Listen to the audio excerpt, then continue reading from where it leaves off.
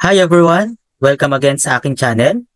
For this video, ang ituturo ko naman sa inyo ay kung paano kunin ang integral of binomial raised to a power. So, ang ibig sabihin nun is kapag ang ating given ay nasa ganitong form.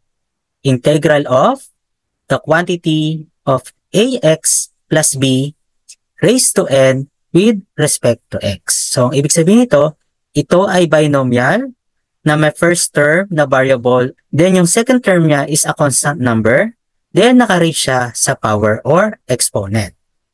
Now, ano ang mga halimbawa ng ganitong given? Ang unang nating example dyan is the integral of the quantity of 2x plus 3 raised to 3 with respect to x. So makikita natin ng ating coefficient ng x ay 2, which is letter A. Then, ang exponent natin is 3, which is letter n.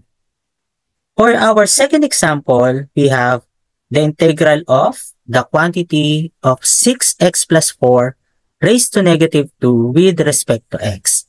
And then, makikita natin sa example na to, na ang letter A natin, yung coefficient ng x ay 6. Then, yung ating namang exponent, which is n, is negative 2.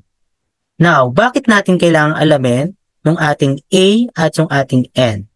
Dahil ang ating shortcut formula para sa integral of the quantity of ax plus b raised to n with respect to x is the quantity of ax plus b raised to n plus 1 all over a times the quantity of n plus 1 plus arbitrary constant. So, ang ibig sabihin nito is, kokopyahin muna natin yung ating given, ax plus b raised to n, then yung exponent niya, dadagdagan natin ng 1, then ang magiging denominator niyan ay yung value ng a times the quantity n plus 1, then plus arbitrary constant.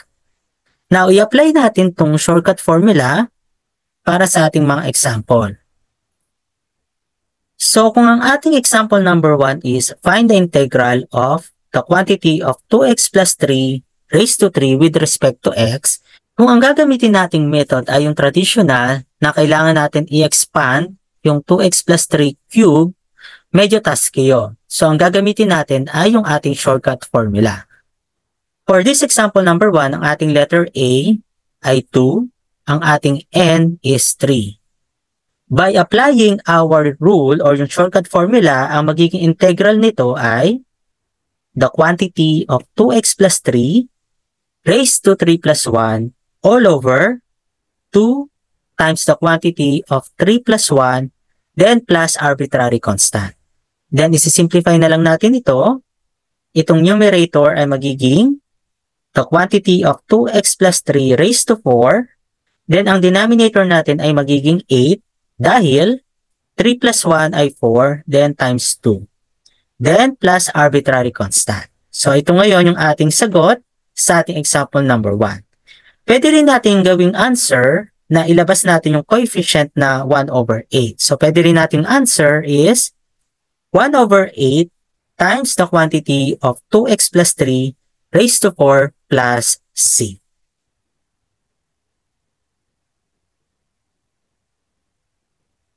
Now, let's have example number 2. Find the integral of the quantity of 6x plus 4 raised to negative 2 with respect to x. Again, kailangan alam natin yung value ng a, which is 6, at yung ating n, which is the exponent, negative 2.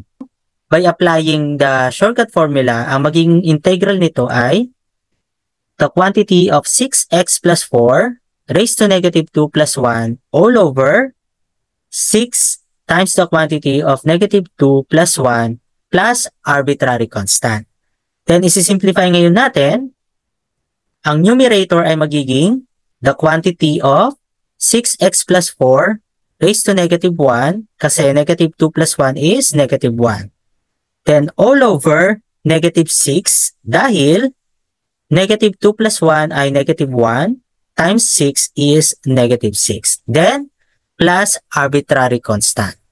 So, hindi pa ito yung ating final answer kasi ilalabas natin yung negative sign Then, yung exponent na negative 1, ibababa natin para maging positive 1.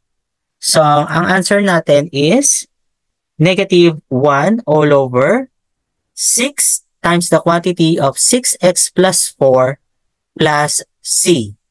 And then, dahil ito ay binomial lang na naka-raise sa 1, pwede natin i-distribute yung 6. Kaya ang final answer natin dito ay negative 1 all over 36x plus 24 plus c.